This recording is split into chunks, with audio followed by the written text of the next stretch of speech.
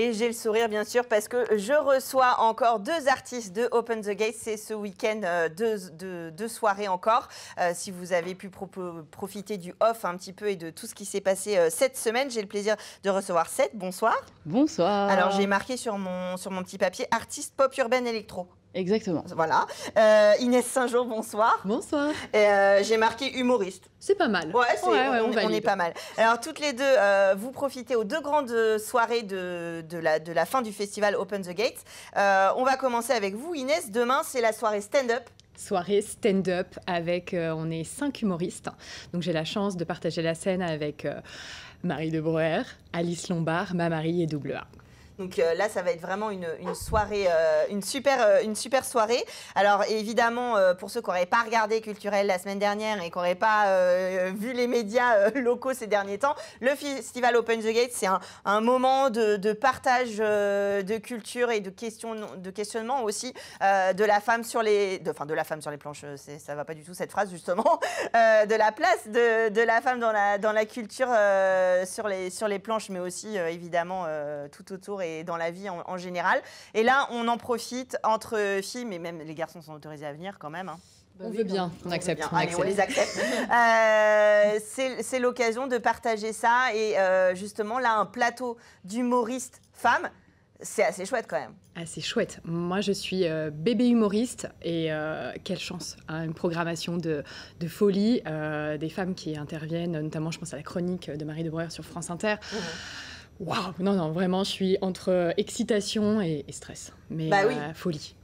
Alors, est-ce que du coup, comment ça se passe quand il y a un plateau partagé comme ça? Est-ce que vous savez un petit peu ce que vont faire les autres? Comment ça se passe? Comment ça se prépare? Là, il n'y a pas trop de communication là-dessus. On sait surtout ce qu'on appelle le line-up, la programmation. Ouais. Donc, on va monter un crescendo. Ouais. Donc, si je ne vous dis pas de bêtises, c'est moi qui ouvre les festivités. Et puis après, on conclut avec le feu d'artifice avec Marie de Breuer.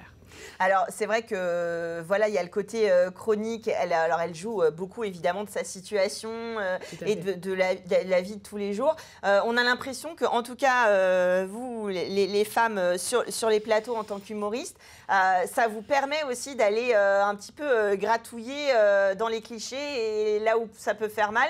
Et puis finalement, on s'y reconnaît, donc ça marche, quoi. Mais en fait, c'est ça qui est chouette, c'est que le fait d'avoir ce plateau où on nous autorise, on nous met en lumière parce que effectivement c'est encore compliqué. Il y a encore des plateaux qui vous appellent en disant j'ai besoin d'un quota féminin, t'es dispo? Donc là, ouais, des fois c'est limite. Et justement, je pense que surtout avec le public féminin, on se sait, on se fait des clins d'œil sur les choses. Je sais qu'une fois on m'a dit vous voulez pas parler d'autre chose que vos règles, des mecs et des gamins. Bah ouais, mais au travers des situations parfois du quotidien, on vient dénoncer certaines choses aussi. On tourne ça en même temps, hein. C'est un peu le quotidien.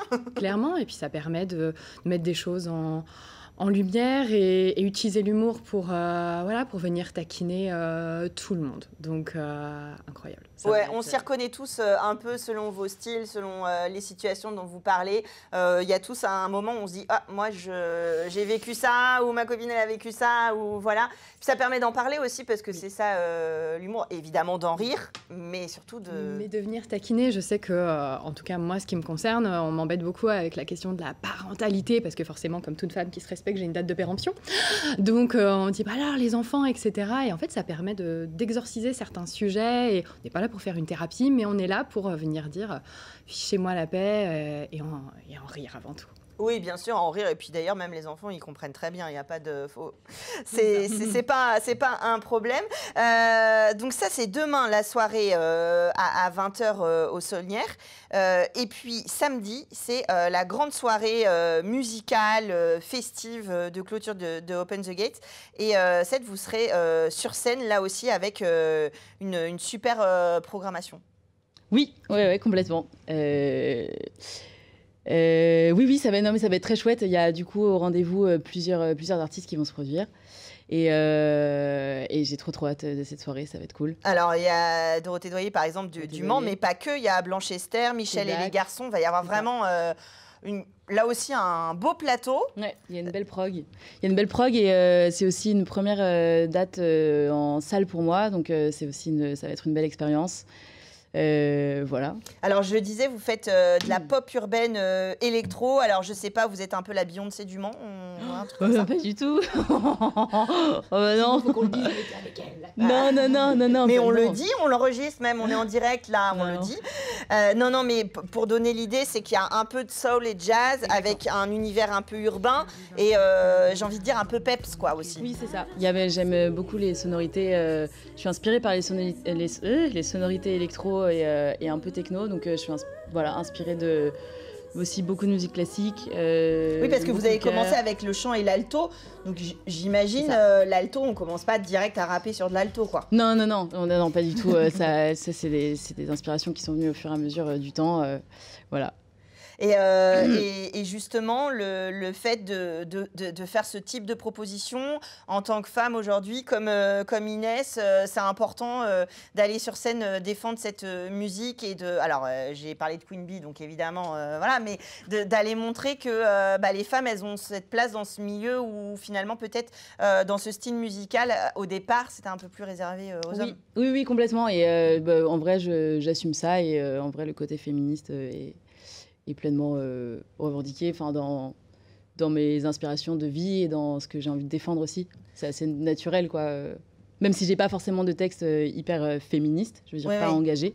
Mais l'engagement, il est dans... L'engagement, il est dans toutes les démarches. Ouais, voilà, c'est ça. Ce qui est un peu l'idée que nous racontait Kuntea la semaine dernière sur Open the Gate, c'est vraiment, voilà, on n'est pas dans la revendication pessimiste, mais justement dans le partage, un peu des bons plans, de l'humour, des choses qu'on aime, des coups de cœur, etc.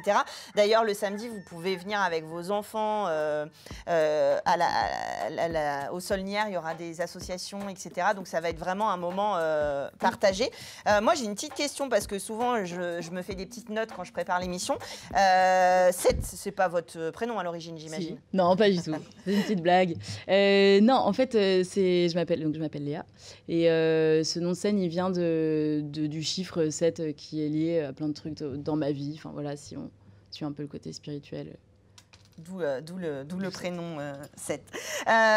Donc ça c'est demain, vendredi, pardon, je vais y arriver. Le stand-up. Soirée stand-up, ouverture des portes à 20h au Saulnières. Ouais, on peut réserver ses places. On peut encore réserver ses places et je pense qu'il y aura éventuellement même en billetterie le jour J. S'il y a des motivés de dernière minute, c'est ça, on vous ouvrira les portes avec grand plaisir. On viendra quand même. Et puis, le samedi, alors il y a plein de choses. Les concerts, ils commencent à quelle heure en fin d'après-midi? Ils commencent à 18h, ouais, c'est ça. Si je ne me trompe pas. Et avant ça, en fait, à partir de 16h, si je ne me trompe pas dans les horaires non plus, il y a une conférence juste avant et il y a l'atelier yoga du rire. Exactement, ouais, voilà. On en a parlé aussi la semaine dernière et dans Culturel chez Aurélien aussi, de ce moment qu'on partage.